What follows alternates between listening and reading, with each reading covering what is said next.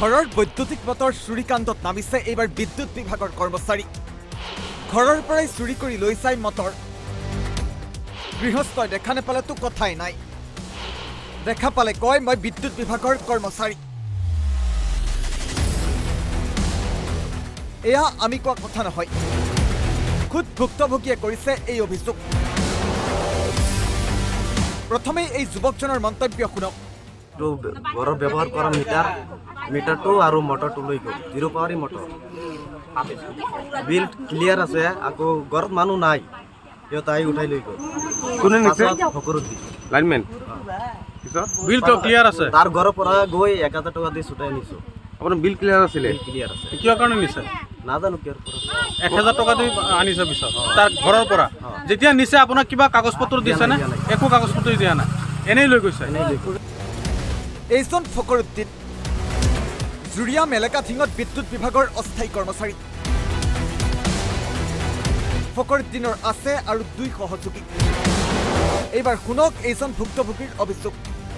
Line motor পানী motor এটা আমি আনি থৈছিলোঁ আমাৰ বৰিঙৰ ওচৰত, মিটাৰৰ বাৰীৰ পশ্চিম ফালে নি পেলাই আমি থৈছোঁ আমাৰ পুখুৰীত। থোৱাৰ পিছত সি 10-15 মিনিট পিছত, সন্ধিয়া 10-15 মিনিট পিছত আহি পেলাই সিহঁতে মটৰটো লৈ যায়। ফকৰুদ্দিনে এই যিকেইটা আছে, তাৰ হেল্পাৰ যিকেইটা আছে, এইকেইটাই চুৰি কৰে। দেখা পালে কয় চুৰি হৈছে, দেখা পালে কয় নাই আমি মটৰ লৈছোঁ, আৰু দেখা নাপাওঁ তেতিয়াহ'লে সিহঁতে চুৰি কৰি লৈ যায়। আপোনালোকৰ পৰা মটৰ যে লয়, সিহঁতে কিবা কাগজ পত্ৰ দিয়ে? নাই নাই, একো নিদিয়ে। আপোনালোকে কিয় কোন হিচাপত দিয়ে? সেই হিচাপত নাই, আমি গমেই নাপাওঁ নহয়, গমেই নাপাওঁ। আমি কওঁ এই বিষয়ে বিভাগীয় কৰ্তৃপক্ষক অনুৰোধ জনাই কওঁ যে এইটো বিহুত ব্যৱস্থা লওক, আৰু এই ফকৰুদ্দিন মানুহজনক যে এই আমাৰ গাঁৱত আপোনালোকে চালি জাৰি চাব, এই যে কেনেকুৱা অভদ্ৰ মানুহ আৰু কি কেনেকুৱা ধৰণৰ মানুহ, ইয়াৰ নিচিনা মানুহ কিজানি আমি কেতিয়াও কোনো ডিপাৰ্টমেণ্টত দেখা নাই।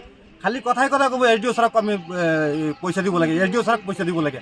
SDO ছাৰক এনেকুৱা নেকি? SDO ছাৰ আমি জানো,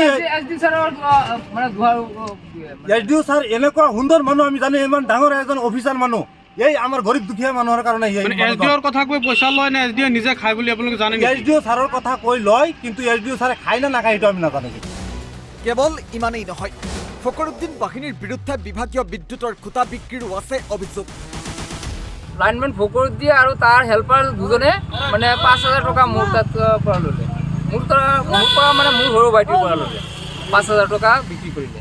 কি কাৰণটোৰ খুঁটা বিক্ৰী কৰিছে? এইটো ডিপাৰ্টমেণ্টৰ খুঁটা বুলি আমি এতিয়া গম পাইছোঁ। মানে আগতে ইয়াত থৈছিল, এতিয়া মানে থৈছে যদি ফকৰুদ্দিনে আনি থৈছে, আৰু বহুত খুঁটা আছিল। ইয়াৰ পৰা 2টা খুঁটা আমাৰ এটা বিক্ৰী কৰিলে আৰু এটা বেলেগ। মটৰ আমাৰ ঘৰৰ পৰা আগতে 2টা চুৰি হৈছে। মানে এনেই দেখাই এলে মানুহে কয় যে আমি লাইনমেনৰ মানুহ, আৰু যদি এনেই দেখা নাপাওঁ তেনেহ'লেতো চুৰি, এনেকুৱা অৱস্থা। আৰু গৰুও প্ৰায় সময়তে চুৰি হৈ আছে। নতুন কৌশল লৈছে চোৰে? নতুন কৌশল লৈলে সিহঁতে এটা গাড়ী লৈ মানে ঘূৰি থাকে, ৰাতি মানে হ'লেই মানে সিহঁতৰ এটা বিজনেছ হৈ যায়। লাইনমেন ফকৰুদ্দিন বাহিনীৰ বিৰুদ্ধে ৰাইজে কৰিছে তীব্ৰ প্ৰতিবাদ। লাইনমেন ফকৰুদ্দিন গো বেক, চুৰি কাৰ্য বন্ধ কৰক, লাইনমেন চুৰি কাৰ্য মটৰ বন্ধ কৰক। এতিয়া প্ৰশ্ন উত্থাপিত হৈছে, ফকৰুদ্দিনৰ পৰা ৰাইজে কেতিয়া মুক্তি পাব? বিদ্যুৎ বিভাগে ফকৰুদ্দিনৰ বিৰুদ্ধে কিবা ব্যৱস্থা ল'বনে? জুৰিয়াৰ পৰা ছাদ্দাম হুছেইনৰ ৰিপৰ্ট, অসম লাইভ 24।